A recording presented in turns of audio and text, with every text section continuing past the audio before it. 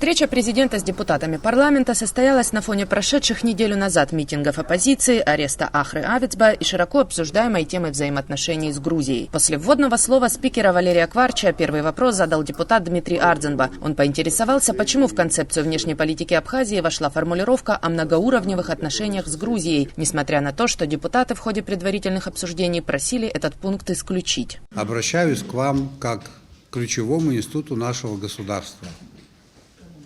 Пожалуйста, подготовьте письмо с вашей формулировкой. И эта формулировка будет отражена в нашей концепции. Я проблемы никакой не вижу в этом. Хотите этот термин убрать, давайте мы его уберем. Михаил Петрович приходил и говорил, вы с кем-то приходили, вас несколько человек было, помните, мы обсуждали. Я и сейчас вам говорю, и тогда. Дайте редакцию, она будет там исполнена. Леонид Чамагуа задал вопрос о приезде грузинской делегации в Абхазию, отметив, что в том и последующих инцидентах не слышна позиция администрации президента. Наталья Смыр конкретизировала вопрос о помощниках президента. Помощник Сакания, президента, помощник Авицба, помощник Квирая. Уважаемый Аслан Георгиевич, немного ли вы набрали себе помощников? Один посягает на Конституцию, второй обвинен в терроризме, Сакания в пересечении государственных границ или встрече с представителями Грузии. Корчава тоже политик, простите, не знаю. Вы можете мне просто мне, просто как гражданину Абхазии, не говоря уже как депутату, объяснить, что происходит в государстве? Что касается помощников, значит, в соответствии с штатным расписанием в администрации президента, Они были все внештатные. В администрации президента 3 помощника состоят в штате. Остальные, значит, это внештатные помощники. Из тех, кого вы перечислили, в штате состоял только Авицба. Все остальные являются внештатными помощниками по определенным направлениям работы. Да, сегодня эти люди не работают, и сложилось так, что у каждого были свои причины, по которым они подали в отставку, или наоборот, я принял решение их освободить от занимаемой должности. К этому вопросу так бывает в жизни. У нас бывает, что меняют премьер-министров, министров внутренних дел. У нас в практике было, когда в течение 5 лет у нас поменялся 5 раз премьер-министр. Наталья Смыр также спросила, почему борьба с коррупцией началась именно с дела врачей, у которых сумма предполагаемых хищений в разы меньше, чем у других высокопоставленных чиновников. Аслан Бжания напомнил, что до врачей были и другие антикоррупционные расследования. Но если вы помните, весной, не весной, а летом прошлого года, по материалам не контрольной палаты, а по материалам оперативных служб было возбуждено уголовное дело в отношении генерального директора Абхазавтодора. И там речь не идет о 2 рублях, там речь шла о 20 миллионах рублей. Это только один из эпизодов. Но дело сегодня в ближайшее время будет передано в суд. Была избрана мера пресечения в отношении подозреваемого. Мера пресечения была изменена. Известные общественные деятели в эту деятельность постарались вмешаться в качестве ходатаев. И человека, значит, ему под 70 лет, он находится под домашним арестом, дело находится в суде. Я не сторонник подходов к этим вопросам, знаете, как наскоком. Это большая проблема, ее нам надо решать всем вместе. И желательно давать такие оценки выверенные.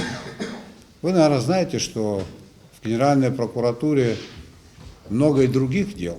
Депутат Алмазхан Ардзенба задал вопрос, имеет ли он право, как гражданин Абхазии, ездить в Грузию, налаживать бизнес, привлекать инвестиции и так далее. Президент ответил, что граждане Абхазии никак не ограничены в своих перемещениях, в том числе в Грузию. Другое дело, что вести переговоры от лица государства Аслан Бжания никому полномочия не давал. Когда стало ясно о том, что он намеревается ехать туда, а он на эту тему разговаривал со многими людьми, у меня состоялся разговор, имея статус помощника, даже на общественных началах, ты туда ехать не можешь. Если ты сделал приоритет такой, это твое право. На этом разговор был закрыт.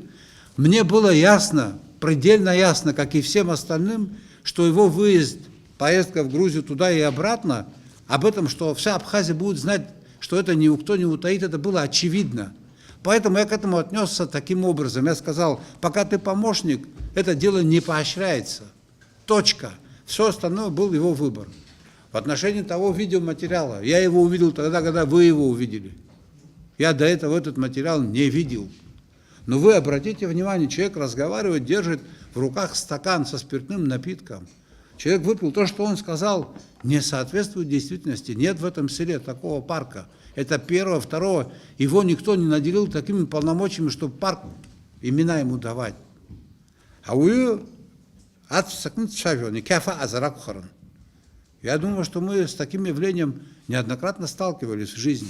Депутат Алмазхан Ардзинбас спросил, правда ли, что сотрудники службы госбезопасности предотвратили государственный переворот. У меня нет привычки вмешиваться в чью-то работу, особенно в такую тонкую материю, и давать какие-то ценные указания. Было бы, наверное, правильно через какое-то время, там идет работа, было решение суда позавчера или когда оно было. Я думаю, что через какое-то время руководство службы будет готово с вами говорить в закрытом режиме. Так я думаю. Если в этом будет необходимость, я их попрошу, руководство компетентных органов, и они давайте в закрытом режиме с вами пообщаются. Дайте им несколько дней, потому что это кропотливая работа и так далее. Я даже не читал то, что они вывесили. Если вы мне верите, я это не читал. Я этого не видел. Я знаю в общих чертах, что происходит, то, что все знают, то, что было в открытой печати.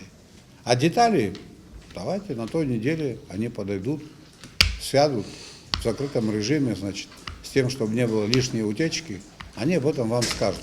Говоря о проблемах энергетики, глава государства отметил, что еще в 2016 году группа экспертов провела аудит и пришла к выводу, что энергетическая система Абхазии нуждается в инвестициях в размере 21 миллиард рублей. Но за прошедшие 5 лет фактически удалось вложить лишь 800 миллионов. Аслан Бжания также подчеркнул, что повышение тарифа за электроэнергию неизбежно и произойдет в течение года. Первое, что мы должны будем сделать, это невозможно делать сейчас в условиях перетока. Это нужно сделать хотя бы с 1 января будущего года. Установить экономически обоснованный тариф. С учетом того, что мы деньги на генерацию не тратим.